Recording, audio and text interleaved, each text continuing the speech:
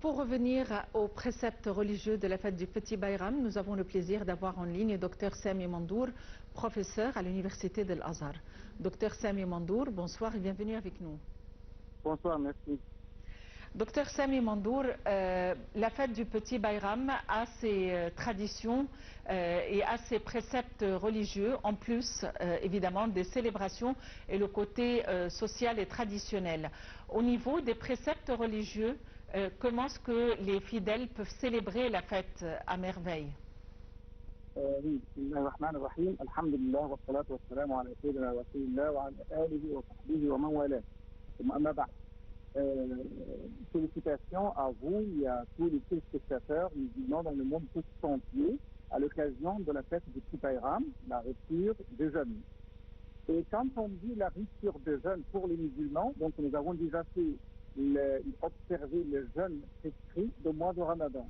Alhamdulillah, Allah nous a accordé le succès et la grâce pour terminer et observer le jeûne du mois de Ramadan. C'est un bienfait qu'Allah nous a accordé à nous tous les musulmans qui le sont toujours capables d'observer le mois de jeûne. Et quand on a parlé de jeûne, on a dit que le jeûne, c'est pour nous, en tant que musulmans, c'est une sorte de formation, une sorte d'entraînement.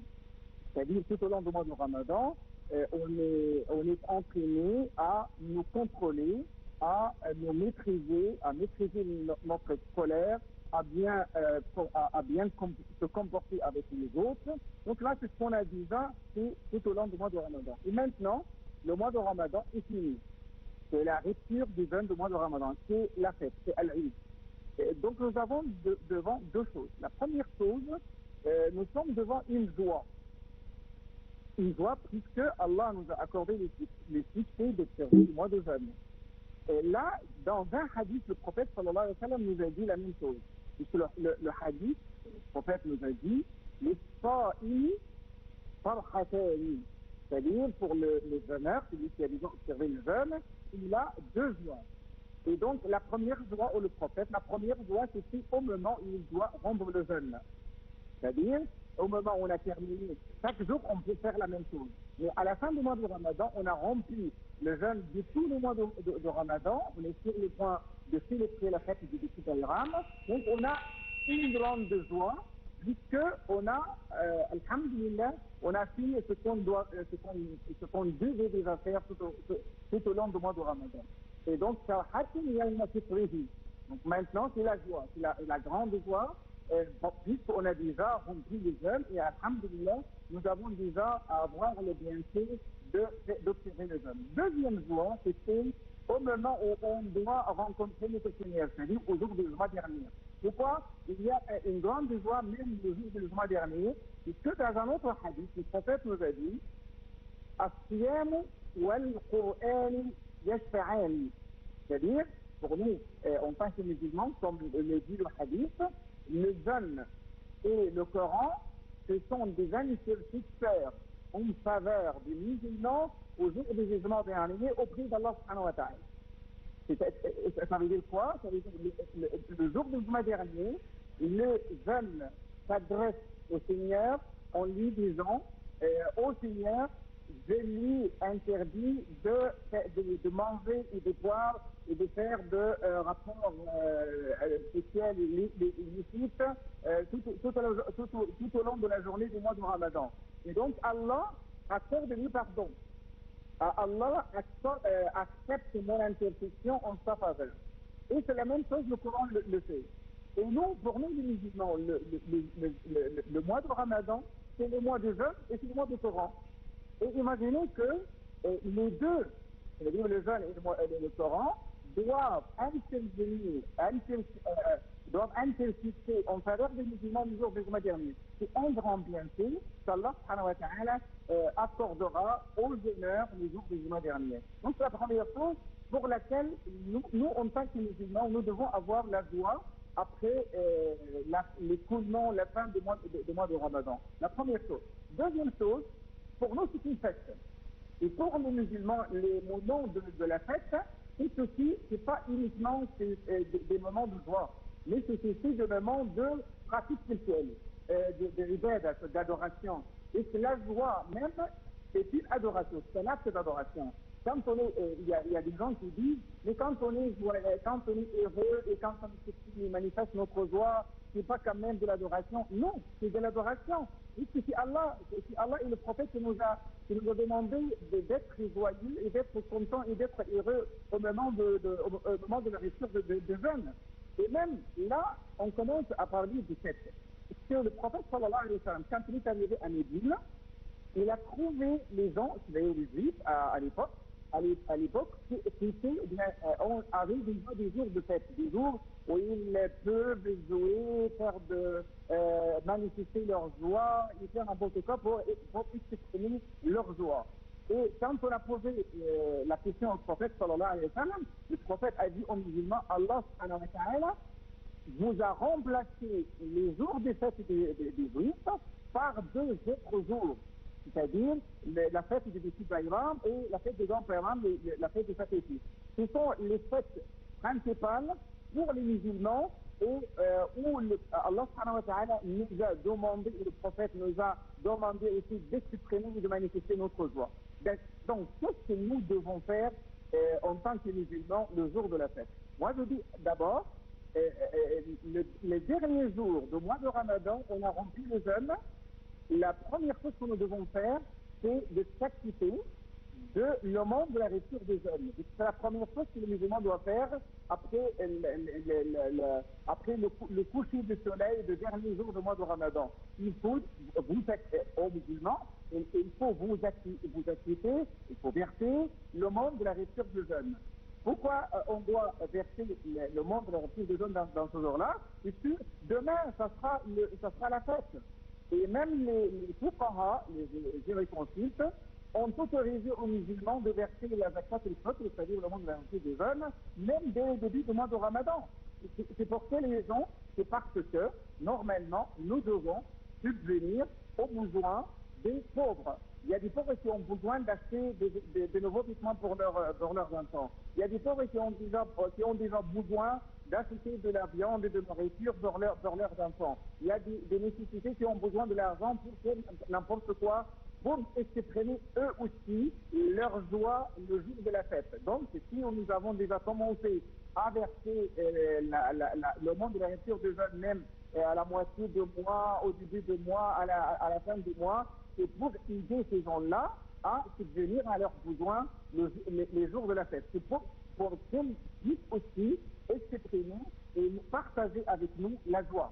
Et donc là, c'est le sens de partage que les musulmans doivent avoir le jour de la fête. Et même, vous savez, le pauvre même, les gens qui sont pauvres, les nécessiteux, eux aussi doivent verser le monde.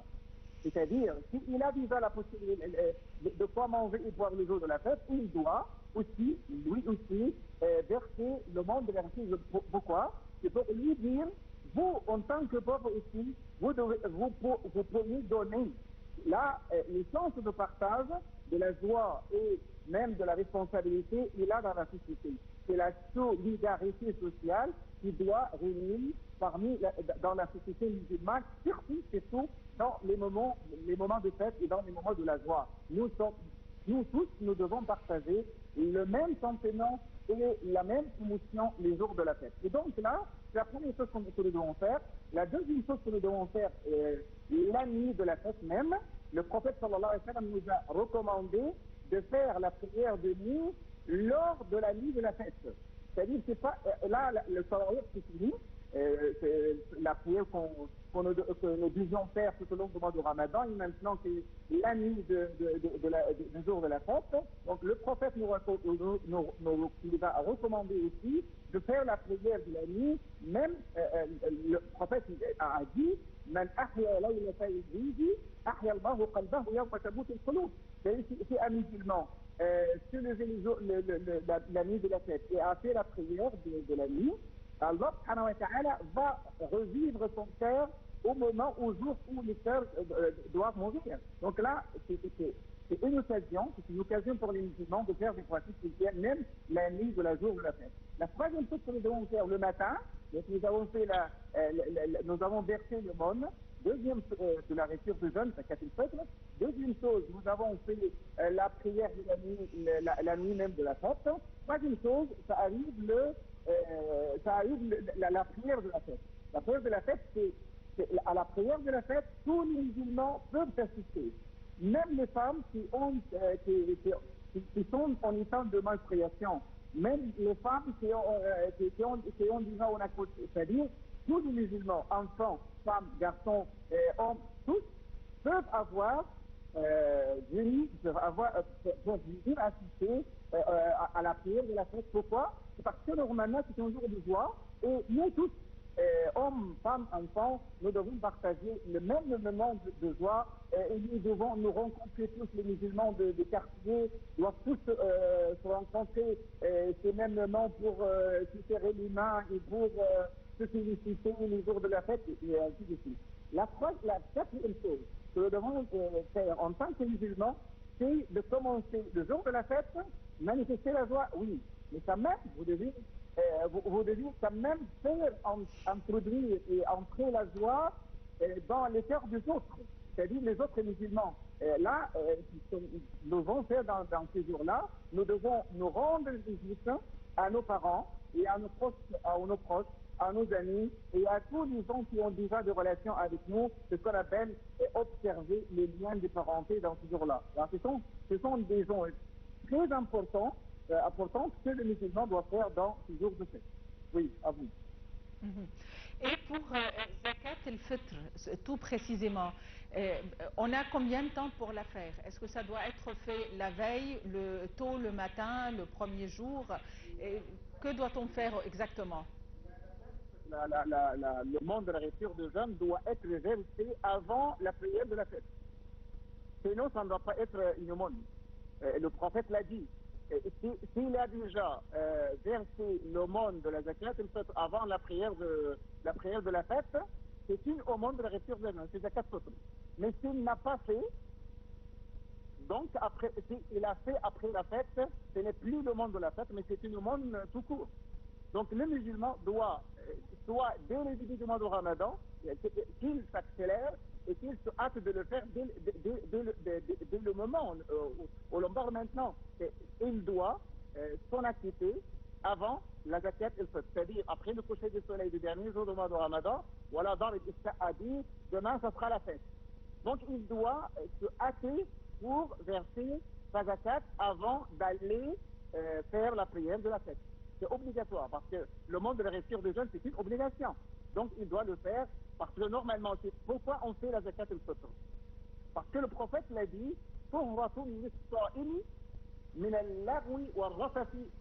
c'est-à-dire, maintenant, si par exemple, tout au long du mois de Ramadan, vous avez fait quelque chose de mauvais, le jeûneur a insulté quelqu'un, a porté atteinte à quelqu'un, a fait n'importe quoi autre que le droit des hommes. Donc il doit, là, si on a versé la zakat al-fitr, ça peut purifier ce qu'on a déjà fait de mauvais comportements tout au long du mois de Ramadan. Et comme ça, la fête arrive alors que nous sommes propres, c'est-à-dire alors que nous n'avons pas de péché. Et faites attention parce que normalement, le jeûneur doit mettre en considération que de jeûne du mois de Ramadan jusqu'au jeûne du mois de Ramadan prochain, et s'il a bien évité les grands péchés, les péchés capitaux, Allah subhanahu wa ta'ala va lui pardonner parce que le prophète a dit wa Ramadan ila Ramadan mukaffarat lima baynahuma. Donc là, il doit verser le monde de la rupture de la zakat al-fitr juste après le coucher du soleil. Tout au long du mois de Ramadan, vous avez fait quelque chose de mauvais. Le jeûneur a insulté quelqu'un, a porté atteinte à quelqu'un, a fait n'importe quoi autre que le droit des hommes. Donc il doit, là, si on a versé la zakat al-fitr, ça peut purifier ce qu'on a déjà fait de mauvais comportements tout au long du mois de Ramadan. Et comme ça, la fête arrive alors que nous sommes propres, c'est-à-dire alors que nous n'avons pas de péché.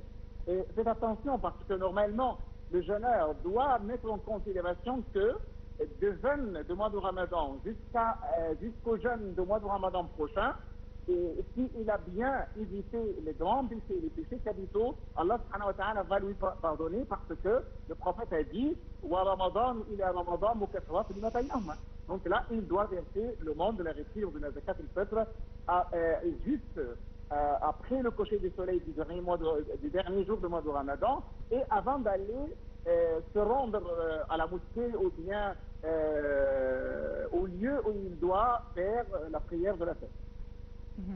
Et pour la zakat d'une manière générale, est-ce on doit la faire tout de suite au terme du mois de Ramadan par exemple, ou on a toute l'année pour la faire?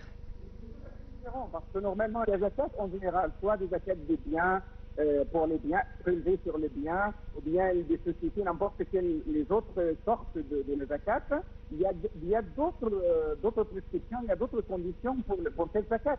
Il n'y a pas un moment défini. Il s'agit de quoi? Il s'agit de d'écoulement d'un an nigérien, et en même temps, il s'agit de ce qu'on appelle quote-part, une sorte. Le seuil minimal de l'argent que vous devez avoir. Donc, normalement, le seuil minimal de la zakat, c'est, comme on le dit, 85 grammes d'or, 24. Donc là, si vous avez l'argent contre ce poids d'or, donc, et vous avez un an qui s'est écoulé, vous avez déjà cette somme, et un an s'est écoulé alors que vous avez déjà cette somme. Donc, après l'écoulement, à la fin de l'année, vous avez déjà une année, à la fin de l'année, vous devez payer votre zakat.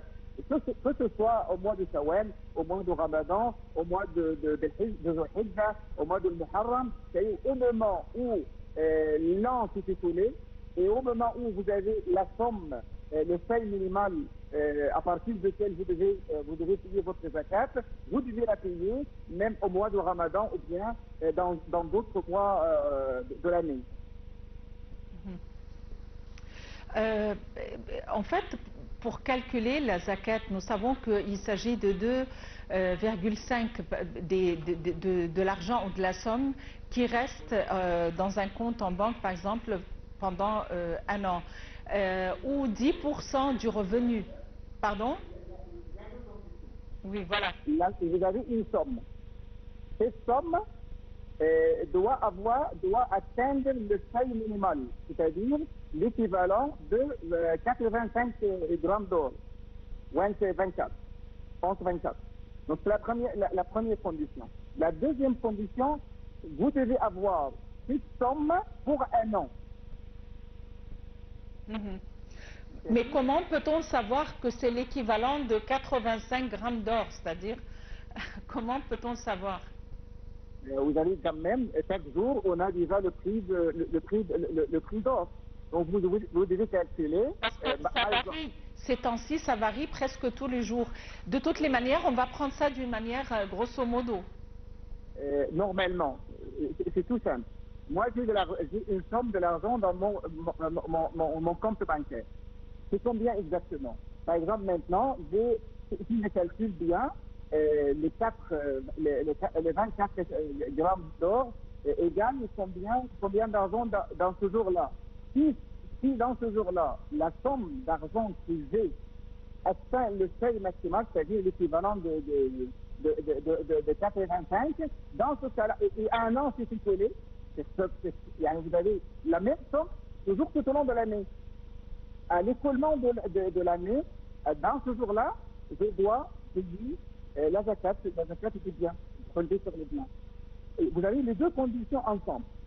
L'écoulement d'un an et la somme qui arrive au seuil minimal, le seuil minimal, ou bien le quote-part, comme on le dit quelquefois. C'est-à-dire égal 85 grammes d'or. Là, c'est tout simple, il faut calculer. Vous avez un calculateur, donc vous devez calculer. Et si vous avez la somme, il y a un an qui est collé, donc vous devez payer, vous devez verser la zakat, que ce soit au mois de Ramadan ou dans d'autres mois. C'est pour cette raison on dit c'est pas nécessaire de la payer dans le mois de Ramadan. Ça dépend de votre mois à calculer. Docteur Sami Mandour, vous êtes professeur à l'Université de l'Azhar. Merci d'avoir été avec nous aujourd'hui. À tout de suite.